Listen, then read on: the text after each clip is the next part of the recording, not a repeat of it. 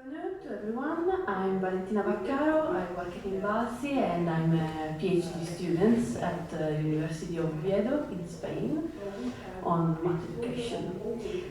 This is a huge work with the use of a questionnaire with 54 questions.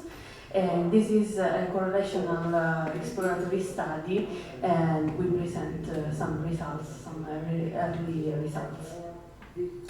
The Professor Eleonora Fargiano is not here for family problems, but she is informed and you can ask her too. And the research project has many people inside, and we have some of them here in the public. So, data from large-scale assessment can be considered as a tool that can be used by teachers, not only in a systemic perspective to design and implementing meaningful teaching and learning activities, but also through the practice of formative assessment. Such data can also be used to return detailed information to students and teachers about their learning and their way to teach in class.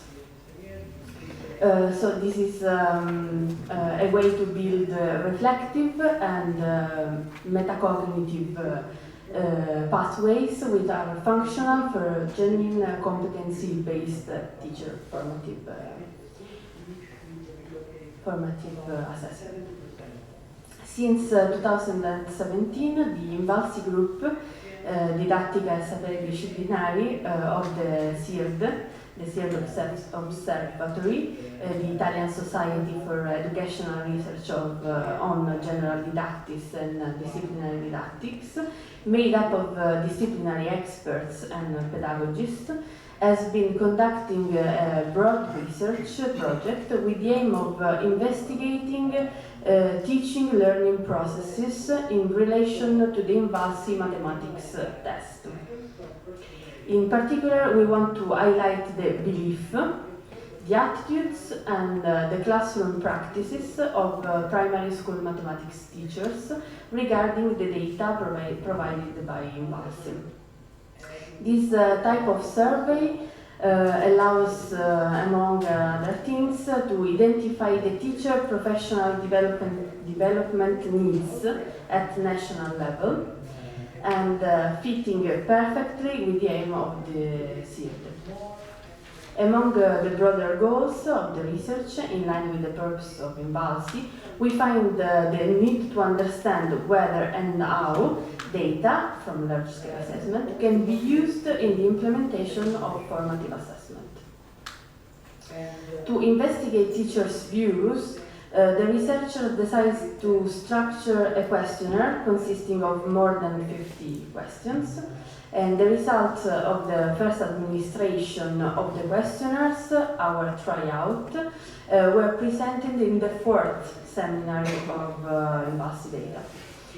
INVALSI è uno strumento per la ricerca, and it was presented by Arzarello and Ferretti, and it was published in the year 2021. In a paper entitled Links Between the INVALSI Mathematics Test and Teaching Practices, an Exploratory Study. Using the data obtained through the tryout, the researchers modified some questions and administered the questionnaires again in 2020. To a larger convenience sample of about 500 teachers. This main study, the data from this main study were processed with SPSS, the statistical software. The information collected through this survey, empirical, descriptive, and correlational, was analyzed to understand how teachers read and interpret the results of INVALSI surveys related to the mathematics domain. Specifically, the questionnaire is composed of 3 sections.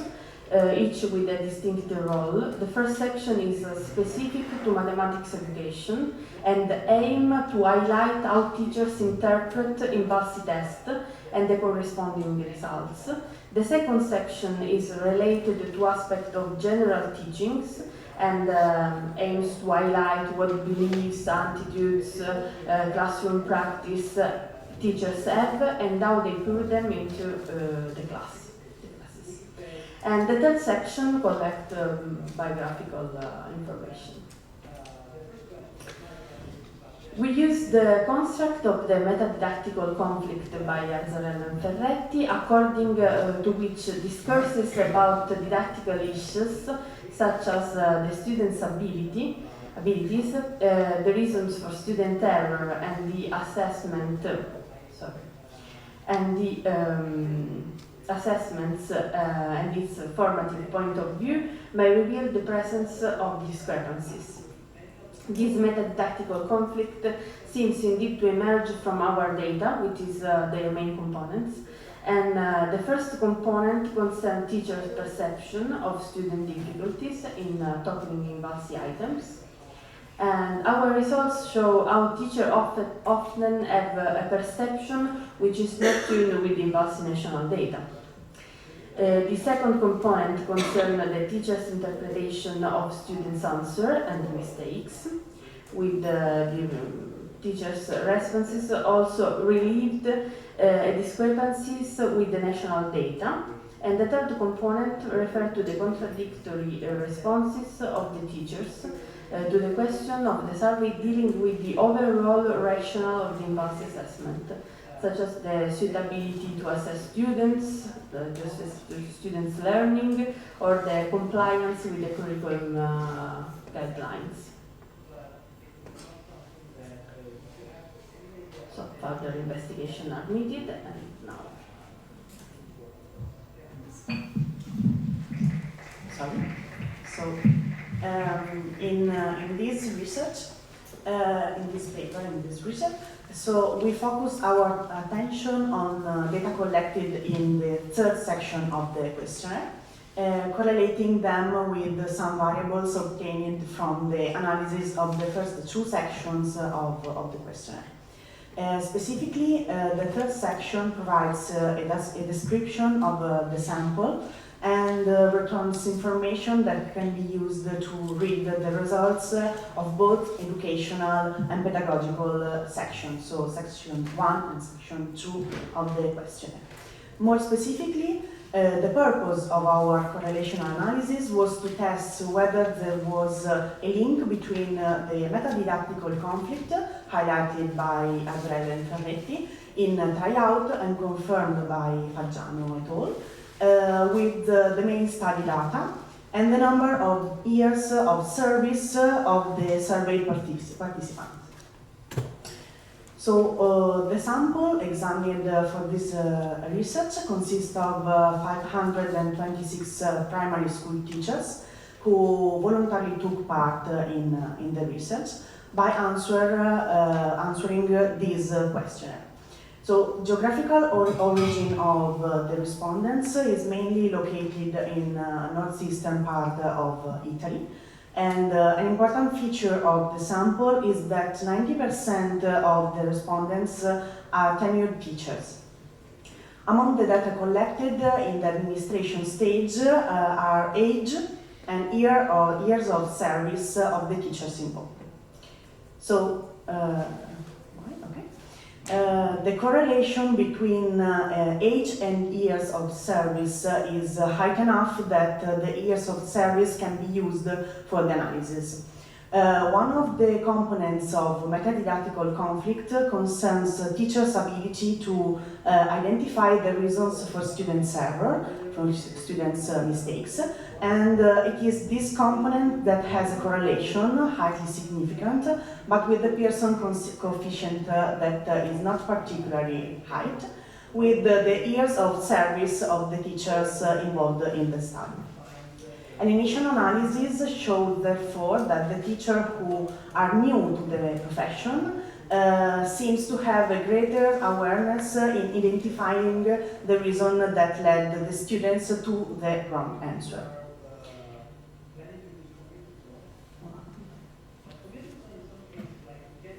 Okay. However, this finding could also be interpreted by taking into account how, over the past 2 decades, the pre-service teacher professional development of primary school teachers in Italy has changed radically. It is well known indeed that the teacher trained before 2002 access teaching in primary school through the diploma magistrale, such a qualification after attending in the current Liceo delle Scienze Umane in Italy.